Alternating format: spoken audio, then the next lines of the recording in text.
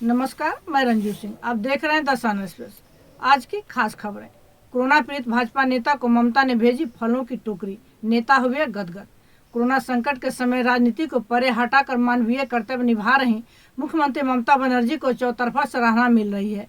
अब उन्होंने बंगाल भाजपा के चर्चित नेता नारायण चटर्जी को फलों की टोकरी और जल्द स्वस्थ होने की शुभकामना वाली ग्रीटिंग्स भेजी है।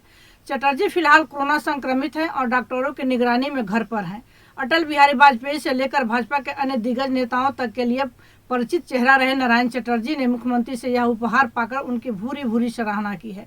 चटर्जी ने कहा है कि उनकी पार्टी के किसी ने भी उन्हें नहीं पूछा, लेकिन विरोधी की मुख्यमंत्री ने उनकी खबर ली, इसके लिए वह गदगद हैं। उन्होंने फेसबुक पर लिखा, मुझे और मेरे परिवार को यह उपहार भेजने के लिए मेरे दादा स्थानीय पार्षद दीदी ममता को बहुत बहुत धन्यवाद।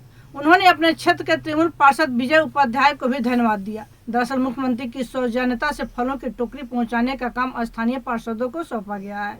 नारायण ने कहा, मुख्यमंत्री का तोहफा पाकर मैं हैरान और खुश हूं। यह मेरे लिए अकल्पनीय है कि उन्होंने खतरे के इन दिनों में हम जैसे लोगों को याद किया। असली लोग काम कर रहे हैं, कहने की जरूरत नहीं है कि मेरी पार्टी में से किसी ने भी मेरी खबर नहीं ली। मैं 31 साल से भाजपा में हूं। अटल जी मुझे व्यक्तिगत रूप से जानते थे। वह हर दिवाली पर बधाई भेजते थे। उन्होंने मेरे माँ के इलाज की व्यवस्था की थी। मेरे लिए खतरे के इन दिनों में किसी ने मुझे याद नहीं किया। दरअसल मुख्यमंत्री ममता बनर्जी ने कोरोना संक्रमित लोगों के घर फलों की टोकरी भेजने का आदेश दिया है। उसी के मुताबिक मुख्य सचिव हरिकृष्ण द्विवेदी ने सभी जिला अधिकारियों को 3 किलो प्रति व्यक्ति चावल, 1.5 किलो दाल, 1 किलो मुरही, 5 पैकेट बिस्किट तैयार करने के निर्देश दिए हैं। इस बीच राज्य सरकार कोलकाता में कोरोना से प्रभावित लोगों के घर फलों की टोकरियां भेज रही है। बंगाल में सामान्य से 4 डिग्री अधिक हुआ तापमान। पश्चिम बंगाल में जनवरी महीने के दूसरे सप्ताह में ही ठंड नदारद हो गई है। अलीपुर स्थित मौसम विभाग के क्षेत्रीय मुख्यालय की ओर से मंगलवार को जारी बयान में बताया गया है कि इस दिन राजधानी कोलकाता में न्यूनतम तापमान 18.6 डिग्री सेल्सियस रिकॉर्ड किया गया है, जो सामान्य से 4 डिग्री अधिक है।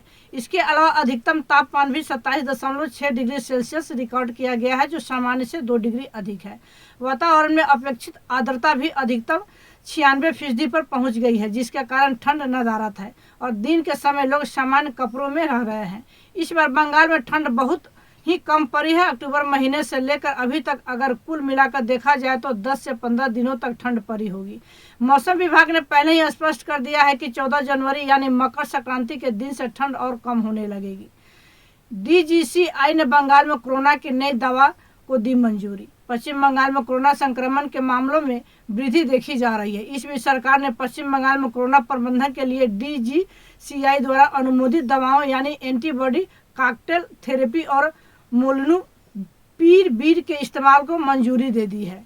एंटीबॉडी कॉकटेल थेरेपी और मोलनुपीरावीर DCGI द्वारा हाल ही में स्वीकृत एंटीवायरल गोली को शहर के कई डॉक्टरों द्वारा कोरोना पीड़ित वयस्क रोगियों के इलाज के लिए आपातकालीन उपयोग प्राधिकरण EUA के लिए सिफारिश की है। जिनके रोग की प्रगति का उच्च जोखिम है, उनके लिए इनका इस्तेमाल किया जा सकता है। दोनों उपचार विकल्पों ने वायरल वेरिएंट में लगातार प्रभावकारिता का प्रदर्शन किया है और आशाजनक परिणाम दिखाए हैं। यह दवा हल्के से मध्यम रोग वाले रोगियों में अस्पताल में भर्ती होने, मृत्यु की संख्या को कम करने में मदद करती है, जिनमें गंभीर बीमारी के बढ़ने का खतरा होता है। दवा संक्रमण के प्रसार को रोकने और स्थिति के संभावित बिगड़ने में सहायक हो सकती है। उल्लेखनीय है कि पिछले दिनों BCCI अध्यक्ष सौरव गांगुली ने कोरोना के लिए सकारात्मक परीक्षण किया था। उन्होंने एंटीबॉडी कॉकटेल थेरेपी प्राप्त की और जल्दी से ठीक हो गए थे। कई अन्य हस्तियां भी इस थेरेपी को अपना रही है।